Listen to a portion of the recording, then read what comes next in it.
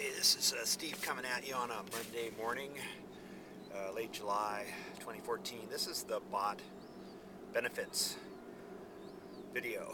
This is about benefits of becoming a knight in the bot or Blue Ocean Tribe.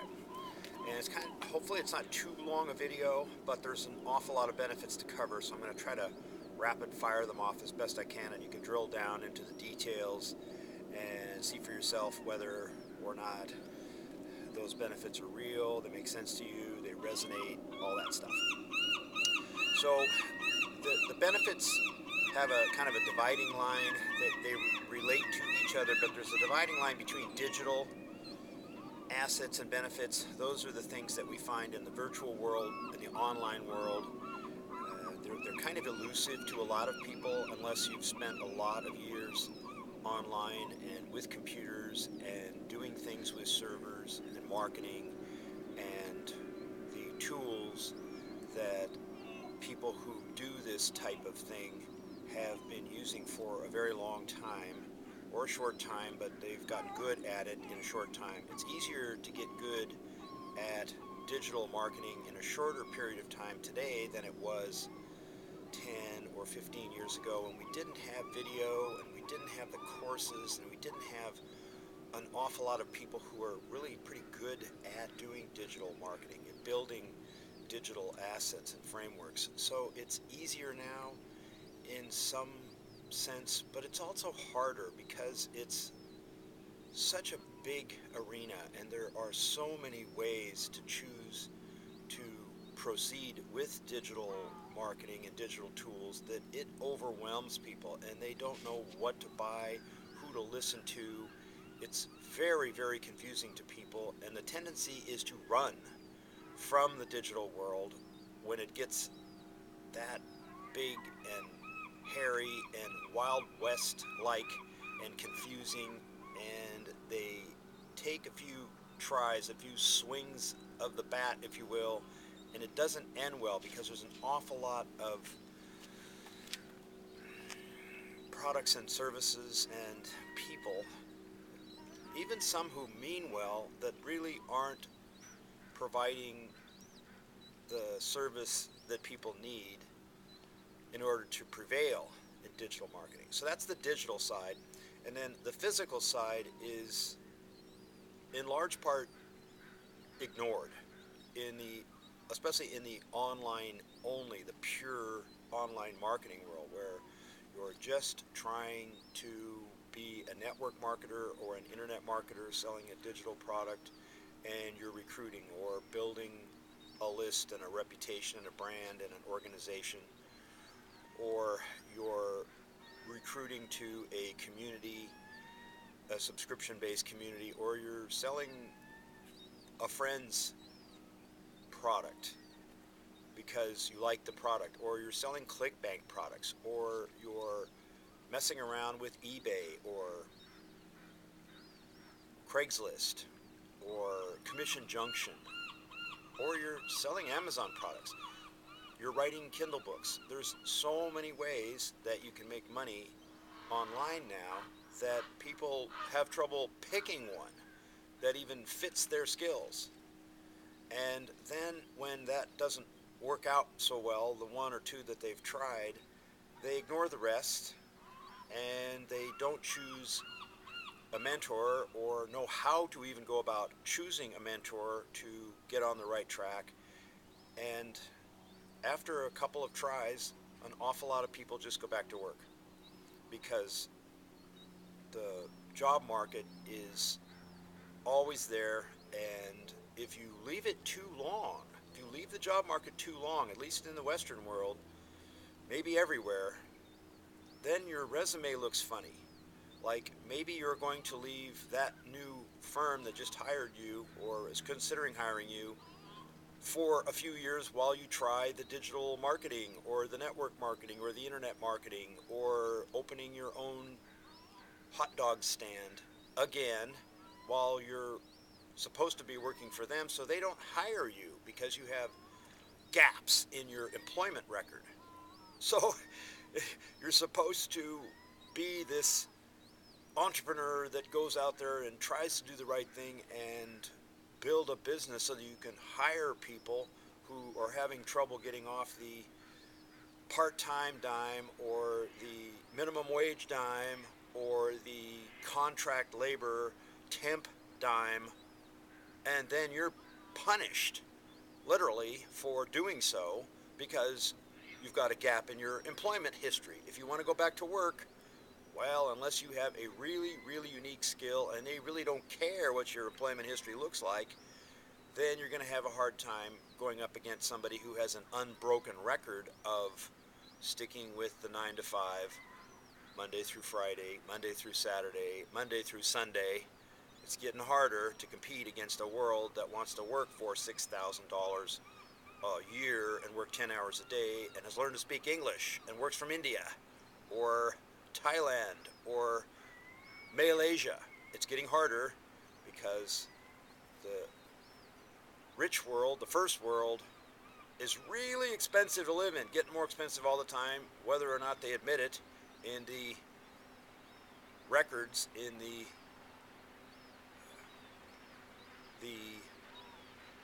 smoke and mirrors of, oh, there's no inflation.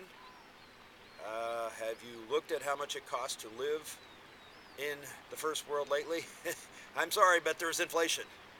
And there's inflation in the third world, but when there's inflation of 2% of what we have here to start with, because land doesn't cost very much, labor doesn't cost very much, there's not very much governmental regulations of anything environmental or labor law related or union or anything. Well, so what if they have 10 or 15 or 20% inflation there? It doesn't hold up against even 5% inflation here. We get crushed on the open market. I don't like to say free market. This is the most expensive market in the history of markets that we have between the East and the West, between the first world and the third world these days.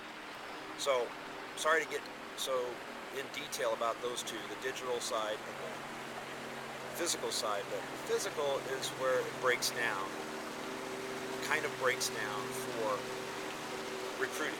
And most business, all business really, whether it's digital or brick and mortar, we call it brick and mortar, boils down to recruiting. Either you're recruiting new talent in order to build your fantasy game or your fantasy empire of 17 Wendy's restaurants or your string of beauty salons, or just you're recruiting new people to buy from your hot dog stand or to your network marketing company that you've signed up for, or more than one network marketing company you've signed up for, or to your blog, or to your subscription-based community, or to your friend's ClickBank product that you really like, and you've made a video and it's selling well, and so you're looking for more people and more traffic and so forth. So the digital world is complicated. It doesn't fall into place for most people, especially not overnight. Like, people expect the digital world to be something that pays off in 2 weeks because they're used to going to work on day one of the job, and 2 weeks later they get some money that they can spend, and they can make a car payment, and they can pay for their little girl's dance lessons, and they can help with the mortgage with that money that they made in 2 weeks. And that generally doesn't work out so well when you're starting a business from home, especially when you're starting, well, any business. It doesn't matter whether you're starting it in a brownstone or a lot that you build into a car lot, or a business that's selling websites that you've built up and flipped from your computer in your basement, or you're doing network consulting and you're building small networks for small businesses. It takes longer than 2 weeks to be in the black. and to have substantive cash flow coming in so that you can spend some money on your own personal life, on the things that cost you no matter what you're doing, whether it's a job or whether you've got a couple of extra rentals beyond your own residence, and those are helping you pay the bills because you've got the loans paid down and you're in the black on each one of them, and you've kind of figured out the residential rental game. It's kind of a game. It's a hard one to win. It chases people out because no one likes to get up in the middle of the night and fix somebody's broken water heater that's flooded the whole rental, or deal with somebody who checked out perfectly when you did the credit check, when you checked the background, and they manipulated you into selling your rental to them, and they've just destroyed the place, and you've got an $8,000 bill on your hands to get it rented again, and you could be looking at 5 months before that thing's ready because you don't have the money. So the physical side is what makes the digital side go, and vice versa. They work in lockstep with each other if you get this right, and most people have not done the physical side of the recruiting equation because it takes too much work and it costs too much money, or some other fantasy story people tell themselves about not doing the physical side. What I mean by the physical side is 3 letters, S-E-X, sex. And if you get the sex right, and when I say sex, I'm not talking about prawn. I like to call it prawn, and that's not shellfish. Prawn is P-R-0-N. I like to put the 0 in there, which throws off the little traffic cops that say, oh, they're talking about those naughty bodies that don't have any clothes on. No, prawn, P-R-0-N, is just short for, look, we're actually showing the act itself, or whatever. I mean, kids can find that stuff now without even breathing. So if you think you're hiding your kids' eyes from that stuff, and they have a smartphone that's connected to the internet, and they know somebody down the street who's also 8, well, guess what? You're not hiding them from any of it anymore. You'll have to keep them in a closet with a big padlock on it if you don't want them seeing the P-R-0-N. We're not talking about that when we say S-E-X. We're talking about DOSE. DOSE is an acronym I concocted that's short for dopamine, oxytocin, serotonin, endorphins. And those, right or wrong, scientific or not, are close enough to the brain chemicals that make you go wee when you're having sex, or when the girl's face light up when you are on bended knee and you have a big rock in your hand and there's her face. Oh, look at those brain chemicals light up. When you go out on a yacht and you watch the sunset and you just barbecued your favorite big huge baby back ribs, basting them for a couple of hours, and then you had a brandy snifter and watch the sunset over the Olympic Mountains in Puget Sound, well, that makes your chemicals go, Yahoo! I want to do more of this. And if you put that on video, that would be the digital side. On the snake, that would be Quetzalcoatl scurrying around the world at the speed of light, showing that live, for free via Ustream or some other fashionable tool on the digital side. Perhaps you have S3, that's the snake cubed, S3 Amazon hosting, so that you can host it without Google taking it down because you're promoting something, so we're killing your whole YouTube channel because you're not supposed to we're supposed to do all the promotion on the side of your YouTube video that's not supposed to be in business, especially not that naughty recruiting thing. Like, you mean Amazon is? Amazon is the ultimate pyramid scheme, isn't it? Because a whole bunch of percentage of Amazon products go out with a referral commission attached, like Amway. They both have the same 2 letters in front of their name, don't they? Amway and Amazon. Nobody really thinks about that when they buy that DVD or that book, but somebody probably got a commission on that. because they showed them Amazon in the first place. They signed up. They get a whole bunch of referrals anytime they buy anything.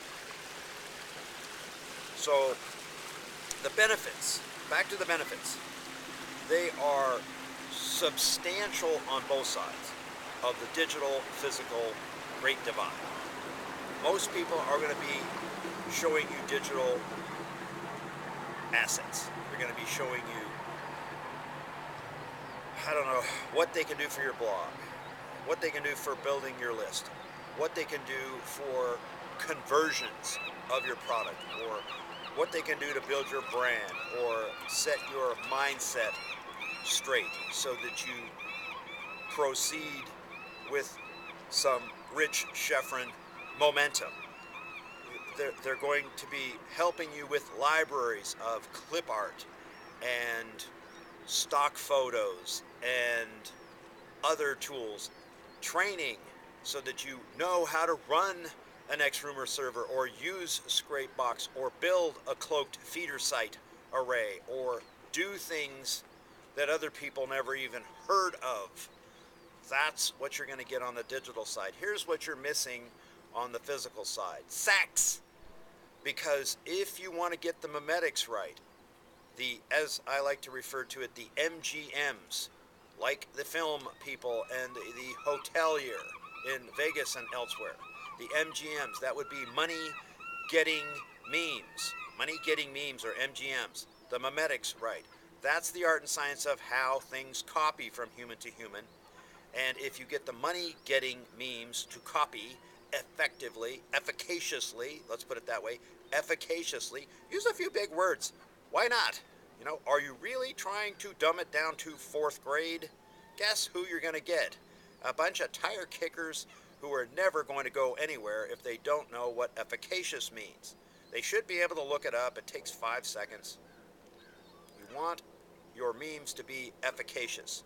That means lots and lots of that behavior copies from the person who's been doing it for a while, even 10 years, to the person who just fell off the tuna boat and is trying to make their first $1,000 month on the internet.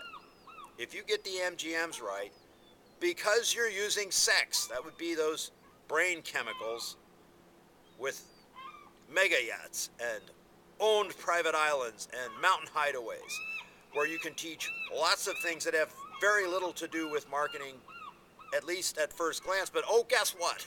If you're a captain and you know how to fly, instrument, and you know how to climb, and you know how to look at a star pattern up in the sky and tell people about it, and you know how to tell stories, and you know how to build a fire, and you know how to get yourself out of harm's way, well, you become a leader. And that's what people are looking for, is people who lead, and people who know stuff, and people who aren't afraid to share that with others. And that's what's generally not done in the recruiting space, is teach people the fundamentals that they always wanted to learn in the first place, but they never got around to it. Life just happened while they were making other plans. See, the Beatles, John Lennon, somebody said that.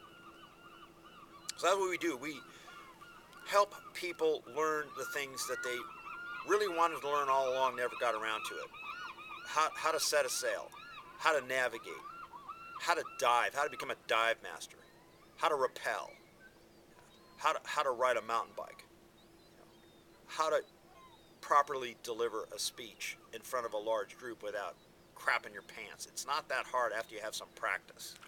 And you want to ease into it among friends and among people who have your back and want you to succeed and want you to prevail and want you to be able to quit that 9-to-5 trade time for money enslavement that most people wish they didn't have but don't really know what to do about it, and make up all these stories that they tell themselves and they tell their loved ones and they tell, I don't know, their cube mate why they're doing it. It's the benefits. It's the vacation for 1 week that you get to spend at grandma's because you really can't afford to go overseas for a week or 2. It's just not the same as traveling for 3 months, is it? It's just not the same as crossing an ocean. on your own passage maker. It's just not the same as a trip to the Great Wall of China with your mountain bike and then bop down to the Taj Mahal before heading over to Switzerland and Lake Geneva and watching the Montreux Jazz Festival while you visit with friends that have a yacht on Lake Geneva that you went to the Jazz Festival with. It's not the same, is it?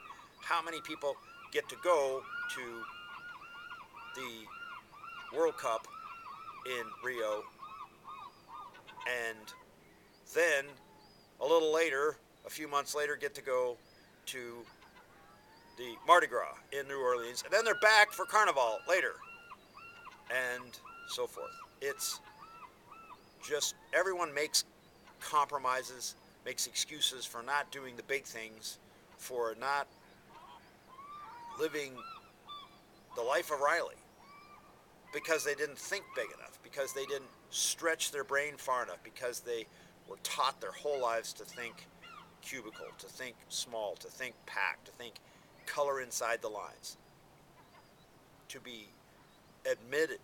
admit, even though your parents and your teachers and your friends and your scoutmasters and your coaches didn't really mean to tell you that you're not good enough to be the billionaire. That's what they're saying underneath all of the discussions is think small, stick with us, don't make us look bad by going out there and making $700 million. We don't like that very much.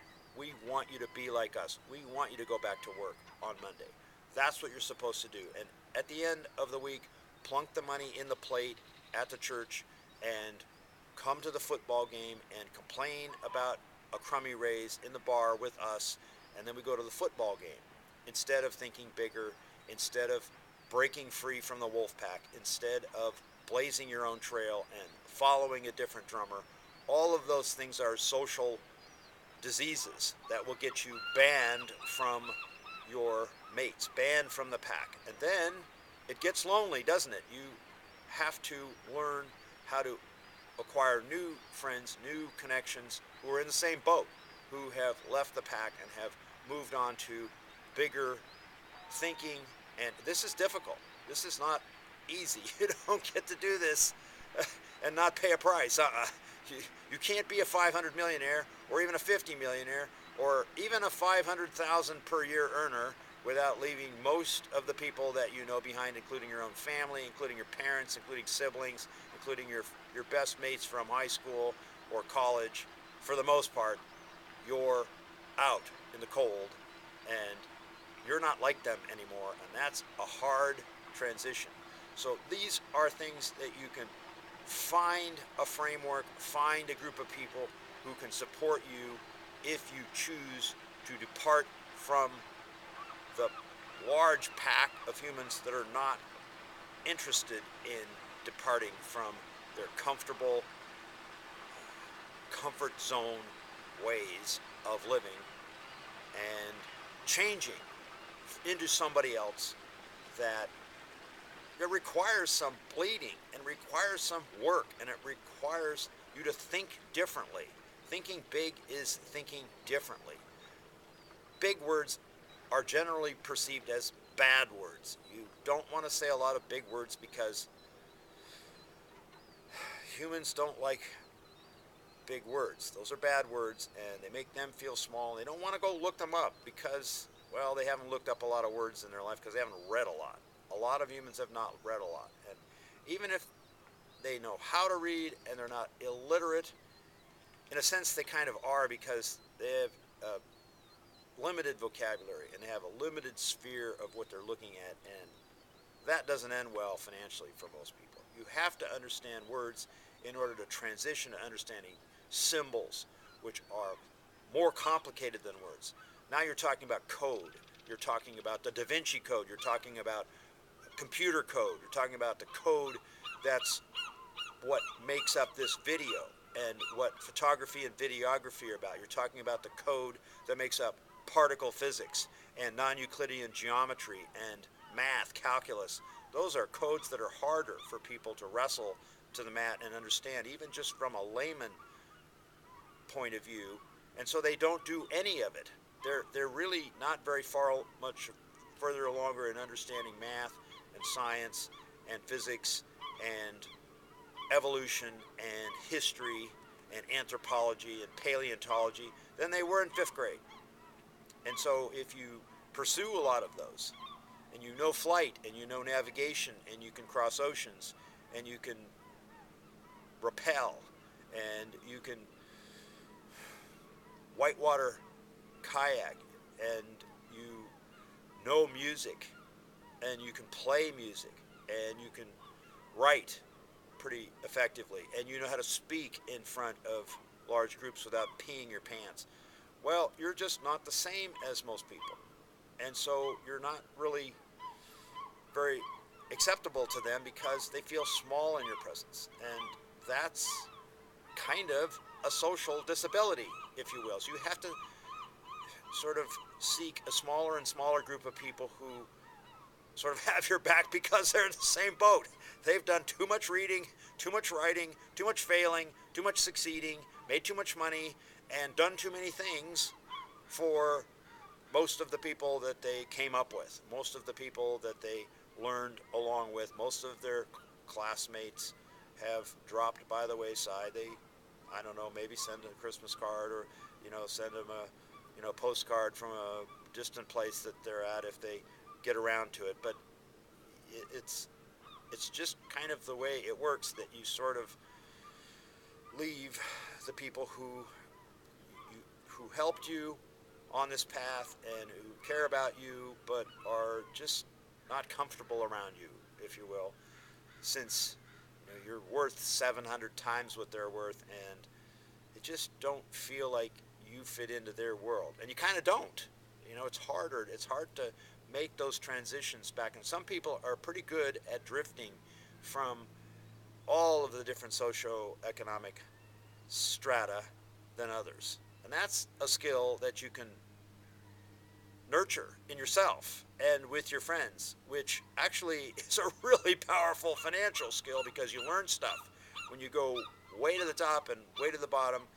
And I don't mean to call it the bottom, but it kind of is. It's people who are struggling with things that happen because they went to war, for everybody who didn't appreciate what they did for us, people who struggle with illnesses they didn't ask for, people who had problems because they had the wrong parent or the wrong city or the inner city they grew up in. There's a lot of people that really need our help, but it's difficult to descend back into those parts of our society and help people up, give them a hand up instead of just a hand out, when you're so far beyond them financially and socioeconomically and intellectually that you struggle with getting back to the language they use even. And they struggle reaching up to the language that you're using.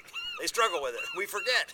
But when you've done a lot of stuff and you use all these crazy technologies and technobabble, I call it paw babble because I call myself paw marks, and when I blah, blah, blah with all these crazy jargon, and you'll find me using acronyms. A friend of mine calls me Acronymus, a sort of Greekified acronym creator, neologist that builds words for a living, hundreds of them. Well, it just makes them feel uncomfortable.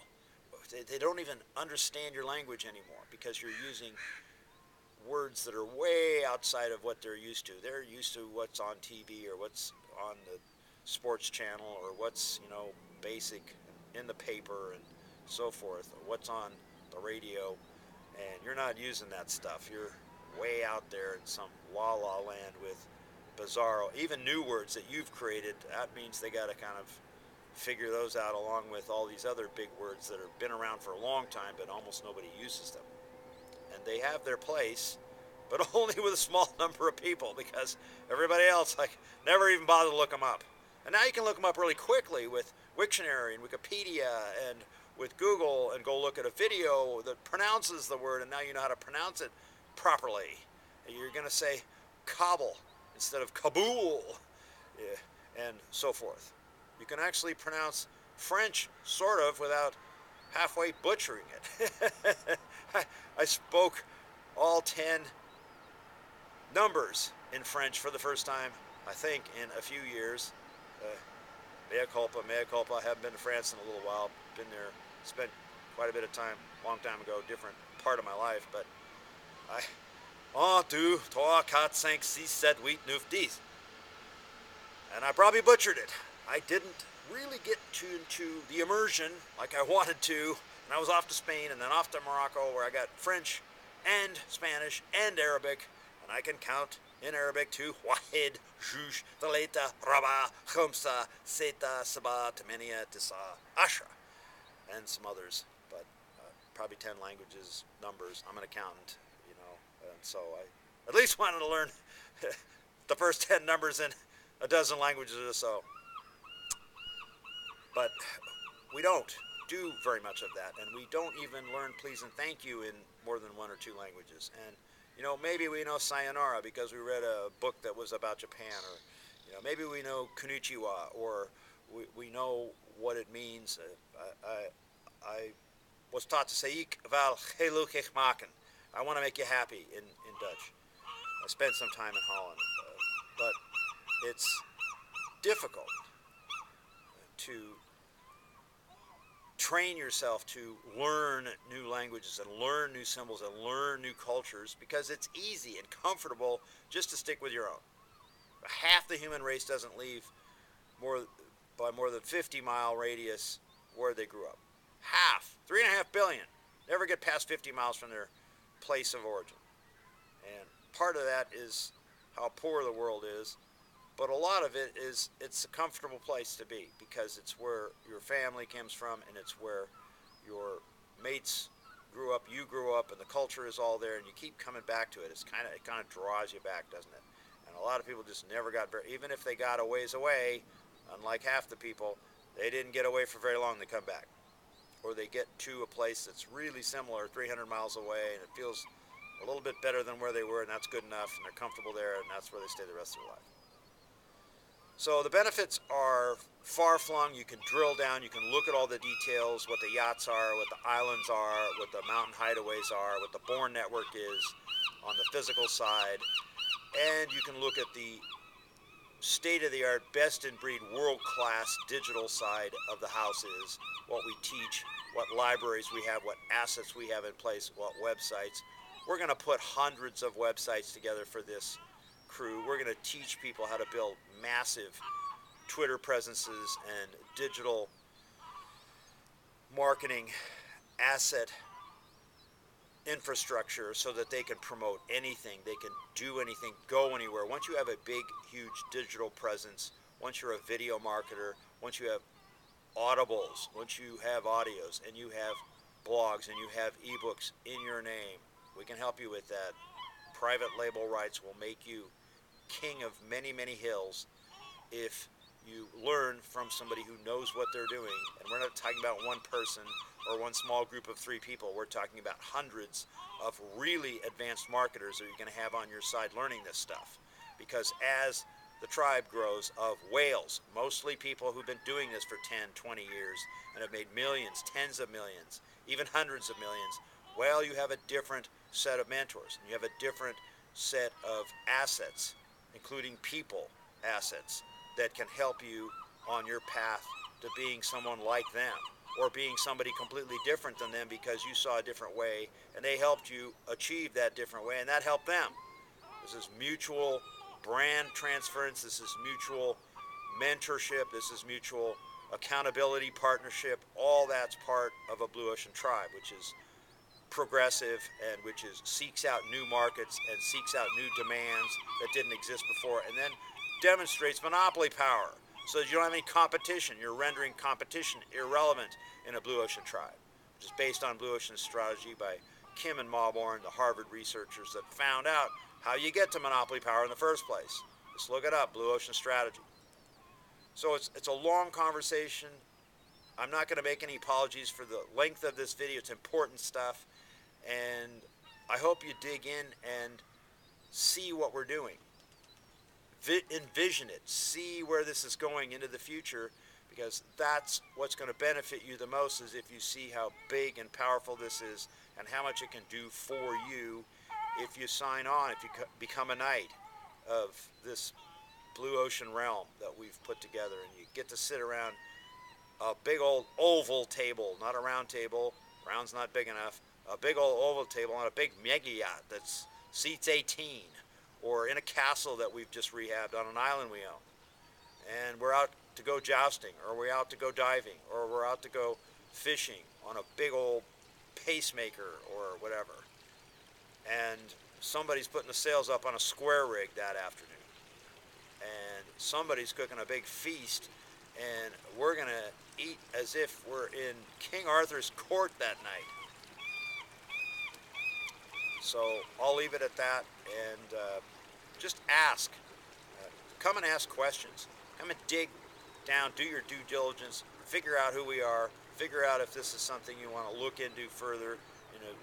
Throw your tadpole reel in and just test the water, see if it's warm enough for you, and then get more involved as you get more comfy with us.